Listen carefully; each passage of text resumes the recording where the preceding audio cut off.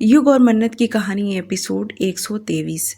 रेहान ने सर्वेंट कदम के हाथ से नाश्ते का ट्रे लिया और दरवाज़ा बंद कर दिया और सीधे ले जाकर उसने बालकनी में रखा और नैना के पास आया और बोला, नैना उठो, चलो चाय पीते हैं।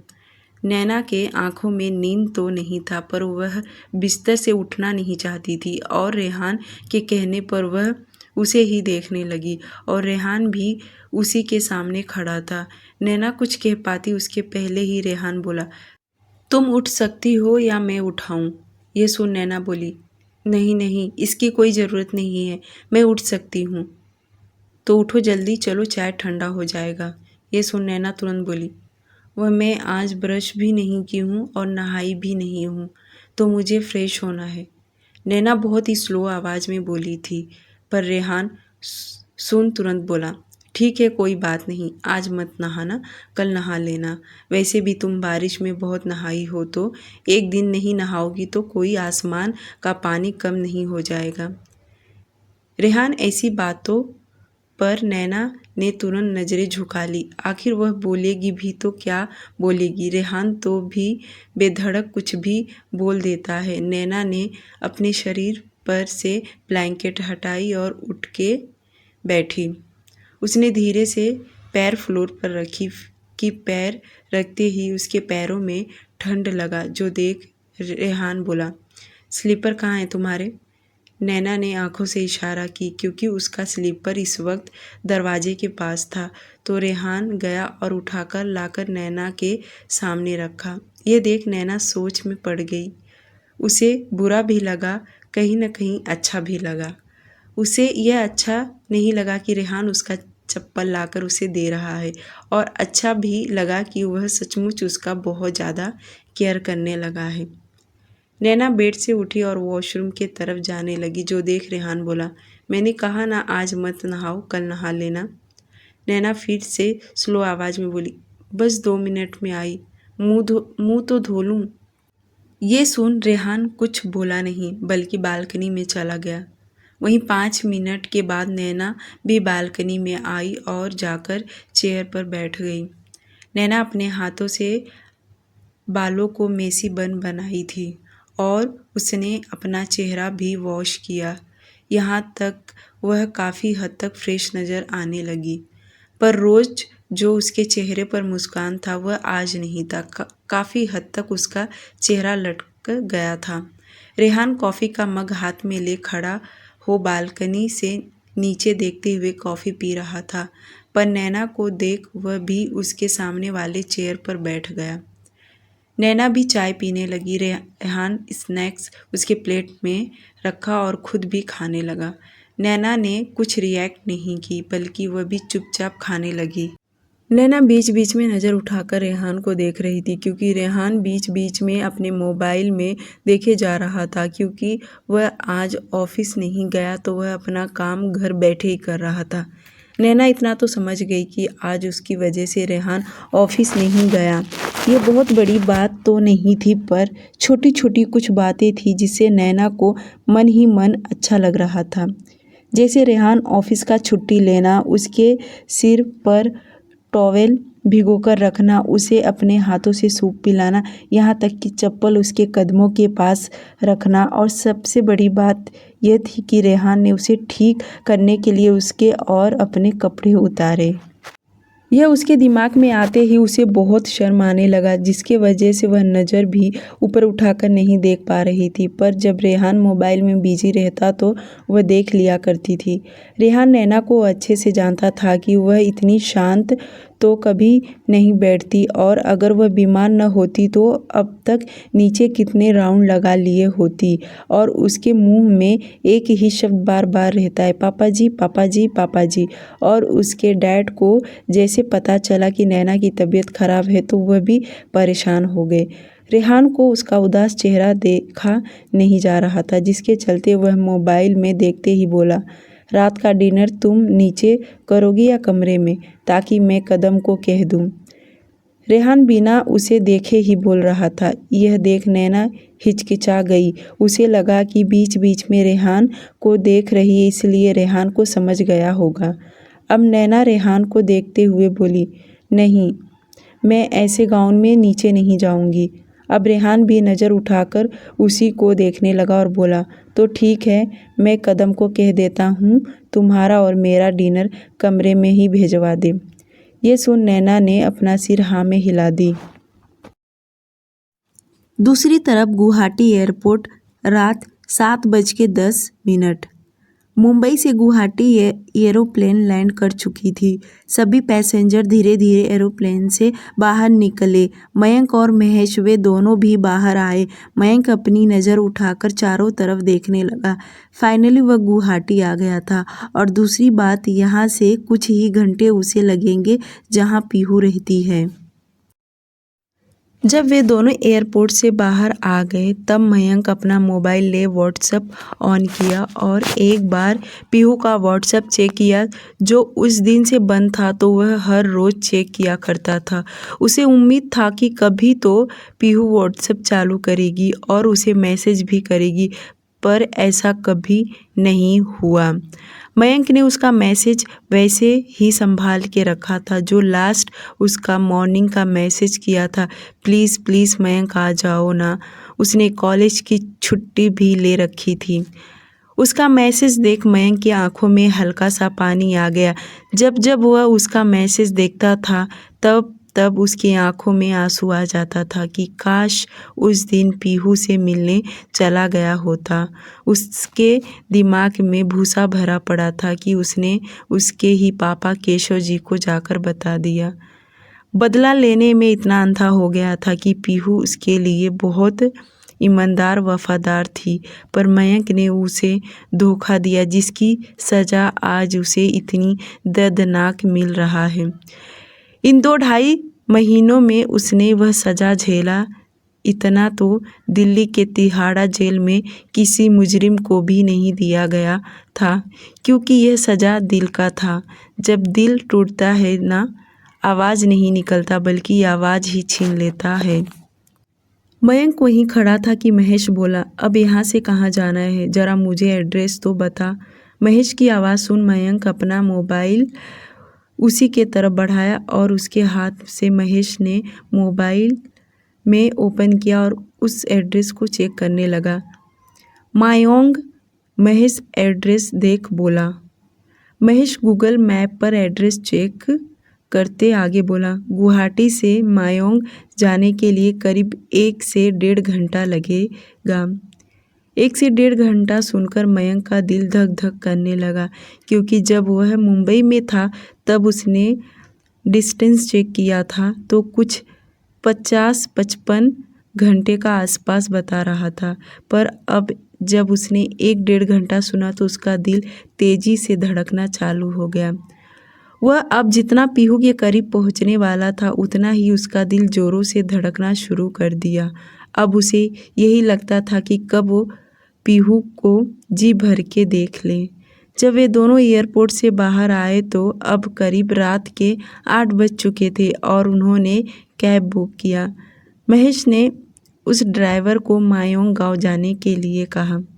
वह ड्राइवर अलग ही लैंग्वेज में बात कर रहा था, जो सुन महेश हिंदी में बोलने के लिए कहा तो वह तुरंत हिंदी में बोलना शुरू किया, पर उसकी जो टोनिंग थी वह अलग ही थी, क्योंकि वह असमिया लैंग्वेज में बात कर रहा था। वह ड्राइवर ने उन दोनों से पूछा, क्या आप दोनों इस शहर में नए नए आए हो? तो महेश ने तुरंत हाँ कह दिया। ड्राइवर मुस्कुराते हुए कहा, अच्छा तो आप लोग घूमने आए हो? हम, मयंक तुरंत बोला।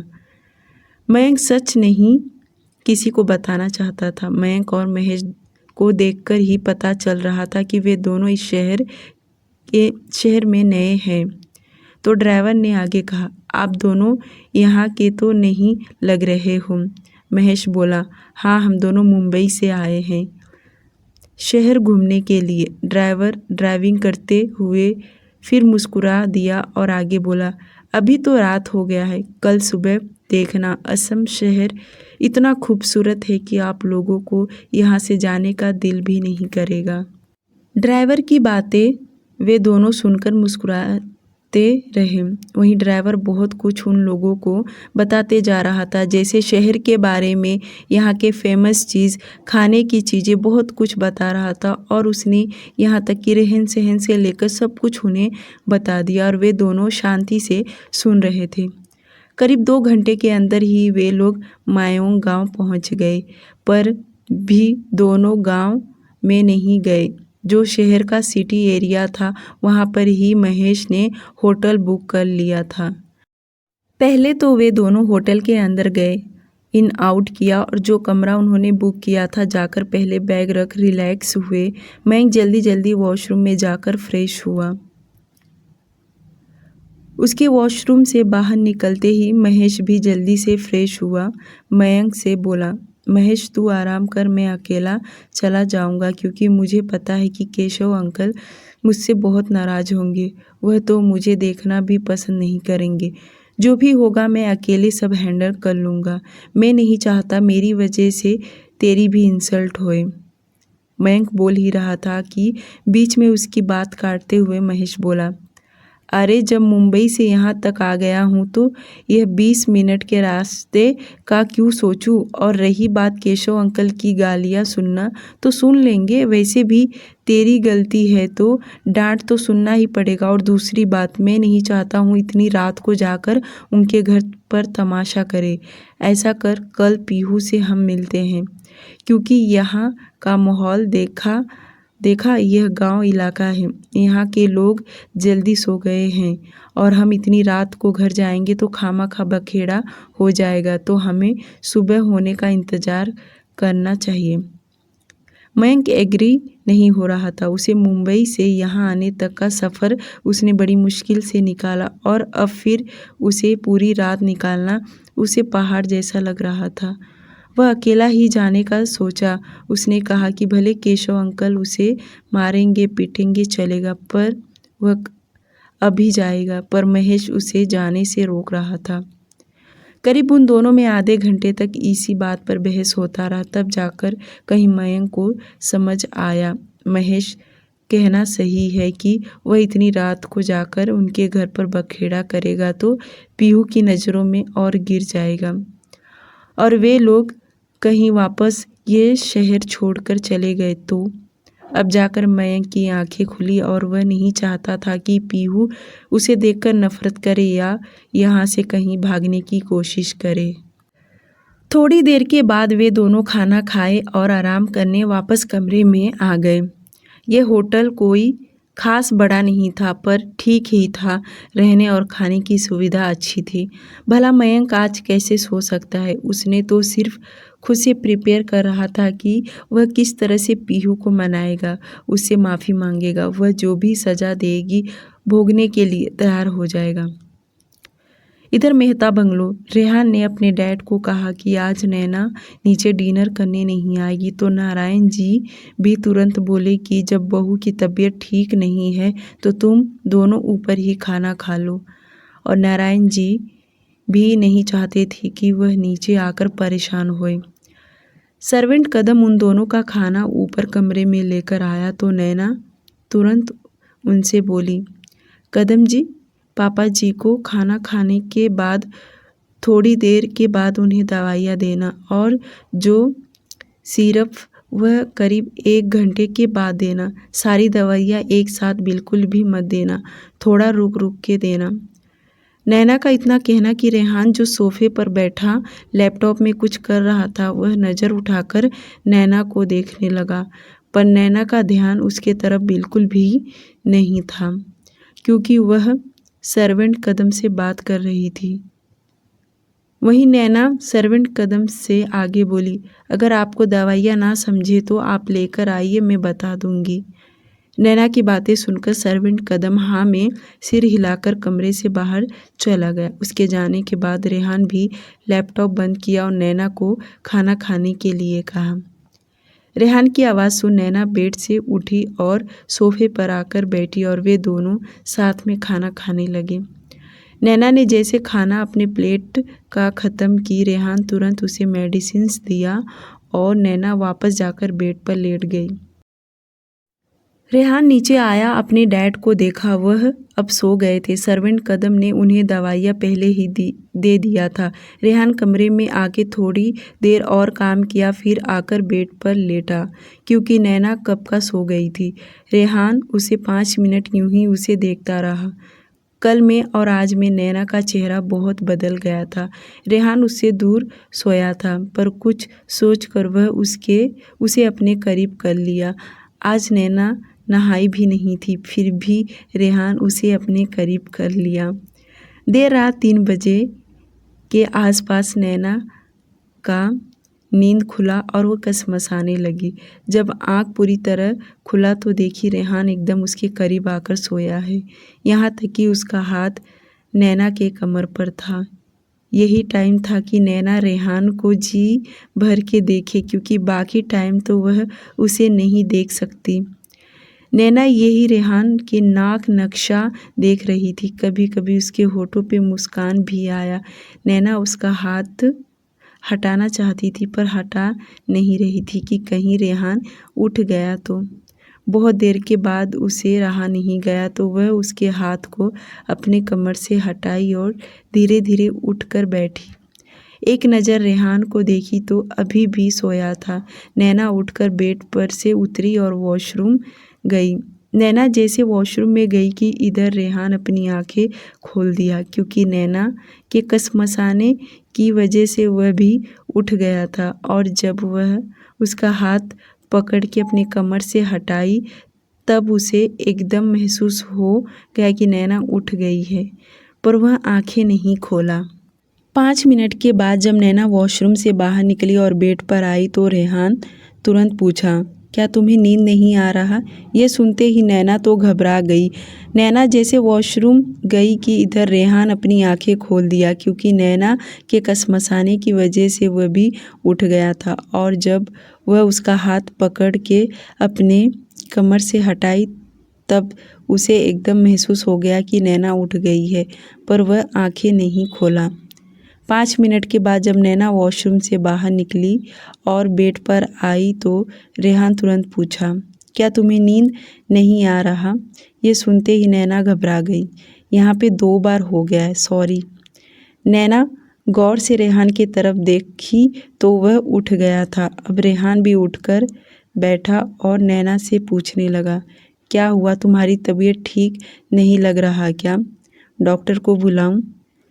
रेहान का एक साथ में इतना सारा सवाल पूछना, नैना तुरंत उसे रोकते हुए बोली, नहीं ऐसी कोई बात नहीं है, वह मुझे वॉशरूम जाना था इसलिए उठी।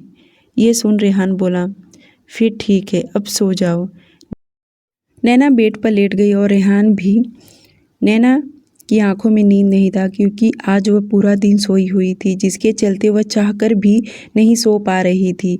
लाइट बंद करने के बाद भी नैना बेड पर उथल पुथल कर रही थी, और उसके ऐसे करने से रेहान को भला कैसे नींद आ सकता है। वह समझ गया कि नैना को नींद नहीं आ रहा, इसलिए वह अपना एक हाथ टेबल लैंप की ओर बढ़ाया और लाइट ऑन कर दिया। और अचानक से लाइट ऑन होने की वजह से नैना रेहान की तरफ देखने लगी, क्योंकि रेहान ने अपने साइड का ही लाइट ऑन किया था।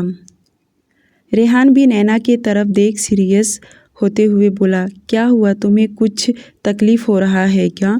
तो मुझे बताओ। ये सुनते नैना तुरंत बोली, नहीं रेहान सर, ऐसी कोई बात नहीं है, शायद मैं पूरा दिन आज सोई हूँ इसलिए मुझे नींद नहीं आ रहा।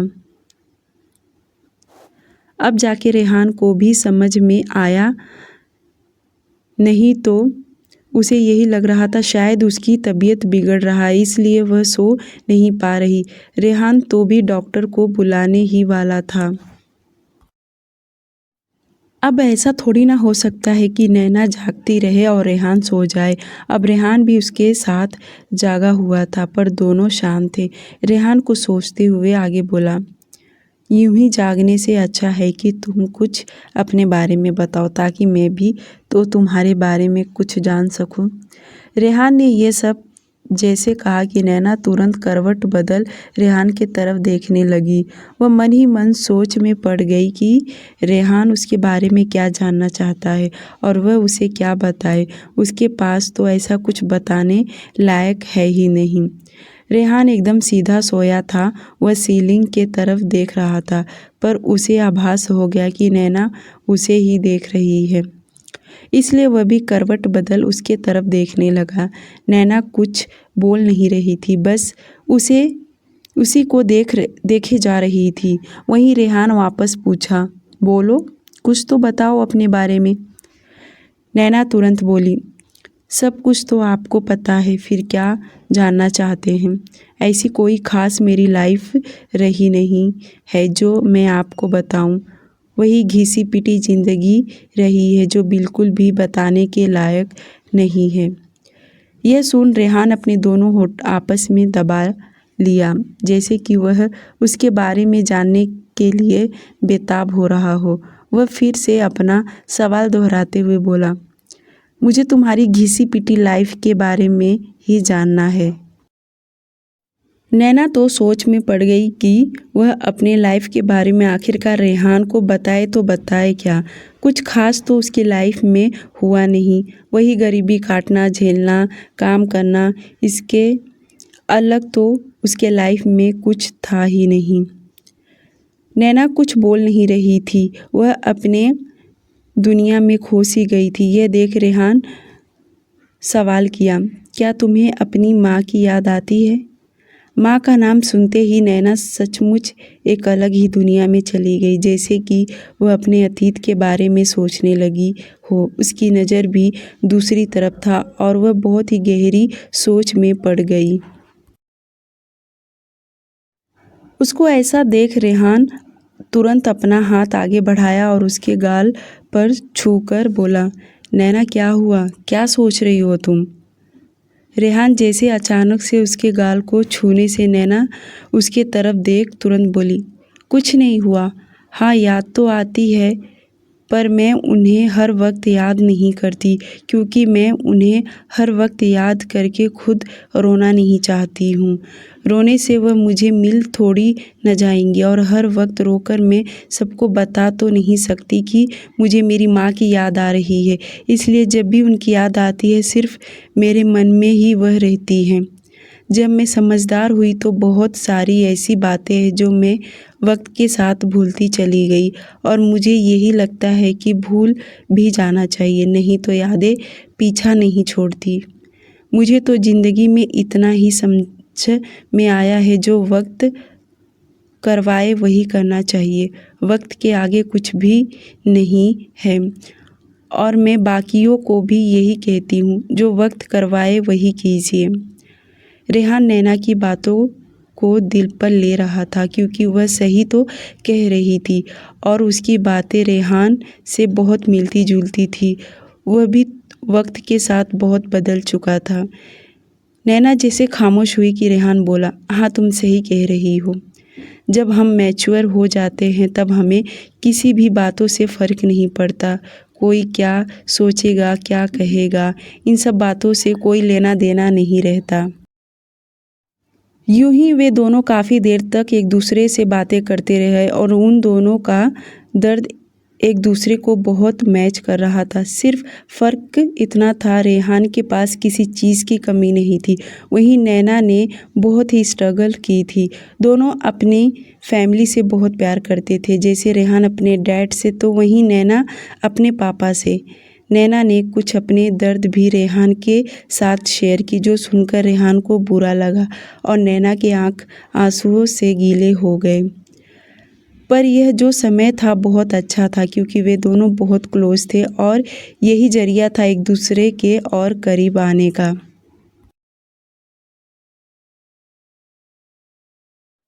सुबह का समय, रेहान का कमरा।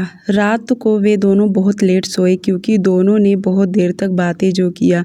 नैना बहुत जल्दी उठ गई थी, रेहान अभी भी सोया था। नैना की तबीयत अब काफ़ी हद तक ठीक हो गया था, यूँ कहा जाए तो अब वह ठीक हो गई थी।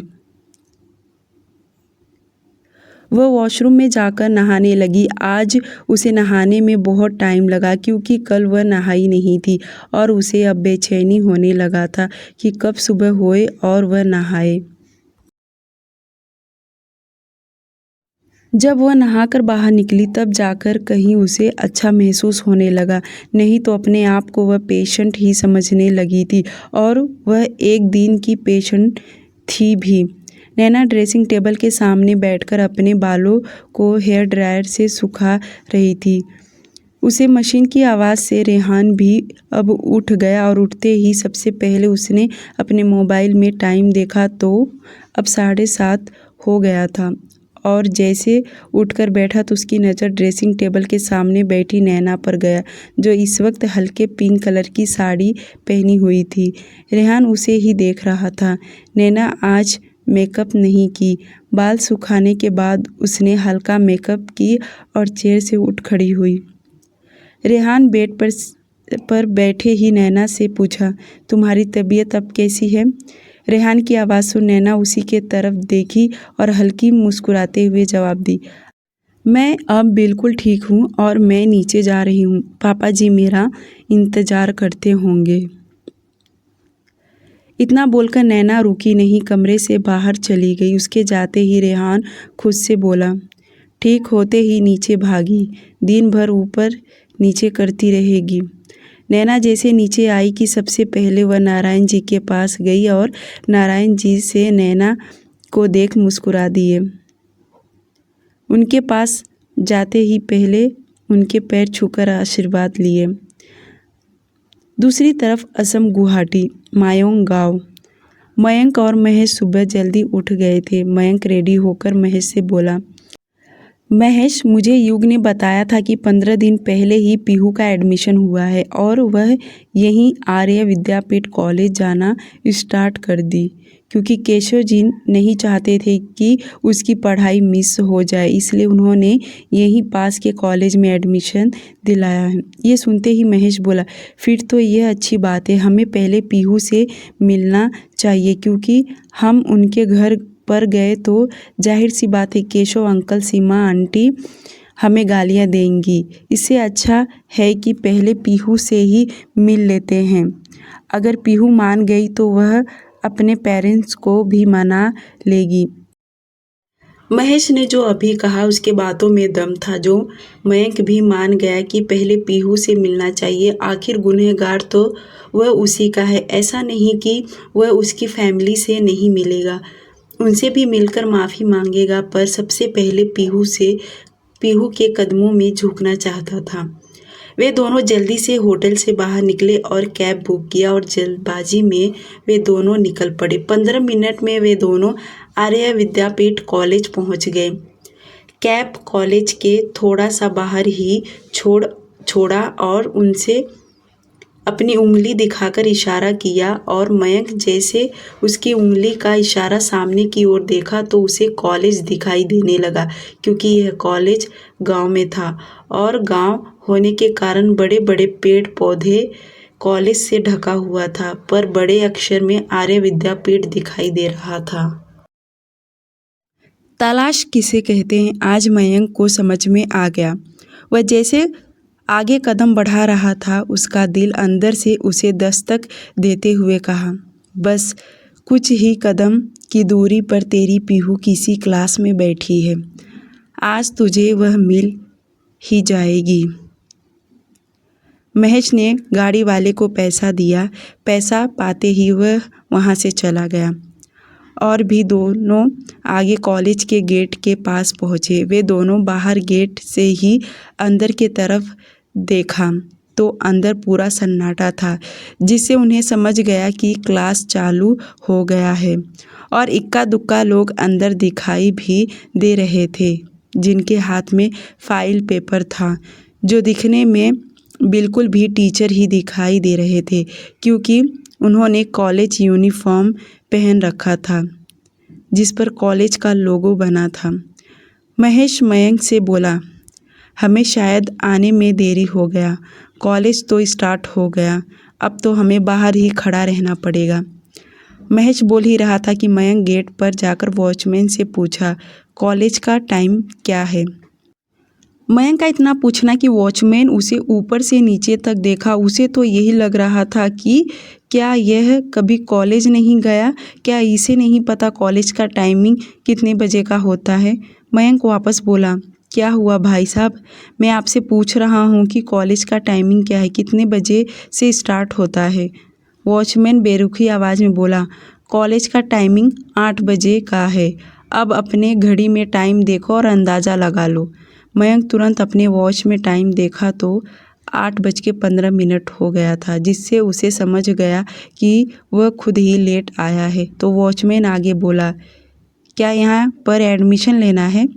वॉचमैन का इतना कहना कि मयंक तुरंत पीछे मुड़ा और जाने लगा। महेश एक नज़र वॉचमैन को देखा, वह भी मयंक के पीछे चल दिया। मयंक थोड़ी सी दूरी पर जाने के बाद एक पेड़ के पास खड़ा होकर अपना हाथ पेड़ के सहारे मुंह छुपाकर रोने लगा। महेश उसके पीछे आया और उसके कंधे पर हाथ रख बोला, मयंक ये क्या कर रहा है? तू क्या छोटा बच्चा है? जैसे तूने इतना वक्त निकाला, कुछ घंटे और रुक जा, पीहू बाहर ही निकलेगी। महेश के इतना कहने के बावजूद भी मयंक रोता ही रहा। महेश उसके पीठ को सहलाने लगा क्योंकि मयंक हल्की सिसकियाँ लेकर रो रहा था। महेश भी कुछ बोल नहीं रहा था, बल्कि उसे रोने दिया। करीब 10 मिनट के बाद जाकर मयंक चुप हुआ और अपनी उंगली से आंखों के आंसू साफ करते महेश के तरफ देख बोला, तुझे पता है एक वक्त था पीहू घंटों गेट के बाहर खड़ा रहती थी और मैं हमेशा लेट आता था। उसे घर जाने के लिए देरी हो जाता था, फिर भी वह मेरे लिए रुकी रहती थी। और जब मैं आता था ना वह गुस्सा करती थी, बल्कि सुबह से लेकर अभी तक उसने जो कुछ की रहती थी वह सब कुछ मुझे बताने लग जाती, और जो सुनकर मैं इरिटेट होता था। पर अब मेरे कान तरस गए उसकी आवाज़ सुनने के लिए। यह लास्ट वाली लाइन बोलते वक्त फिर से मयंक की जुबान लड़खड़ाने लगी और उसकी आंखों में फिर से आंसू आ गया। महेश ने तुरंत उसके कंधे पर हाथ रखा और उसे हौसला देते हुए कहा, बस कर मयंक, आज फिर से तुझे उसकी आवाज़ सुनाई देगा। मयंक चुप हुआ और आगे बोला, पता है मैं कभी उसे अपने साथ बाहर नहीं लेकर गया, वैलेंटाइन डे हो या कुछ भी और। ना मैं कभी उसे कुछ गिफ्ट देता था, तो भी वह कभी मुझसे किसी चीज़ की उम्मीद नहीं रखी। सच कहूँ ना तो बहुत बेवकूफ़ थी और मैं उसकी बेवकूफ़ी का फ़ायदा उठाता रहा। मुझे तो पता भी नहीं कभी वह मुझसे नाराज़ भी हुई रहेगी। अगर हुई भी रहेगी तो मुझे नहीं पता, क्योंकि हमेशा वही मुझे मनाया करती थी। थकती नहीं थी, दिन भर मयंक मयंक मयंक का रट लगाए रहती थी। मेरे एक मैसेज रहता तो उसके 15-20 मैसेज आ जाते थे। इतनी बेवकूफ़ पागल लड़की है। महेश बोला, ऐसी लड़कियों को बेवकूफ़ नहीं कहते, वह तुझसे सच्चा प्यार करती थी।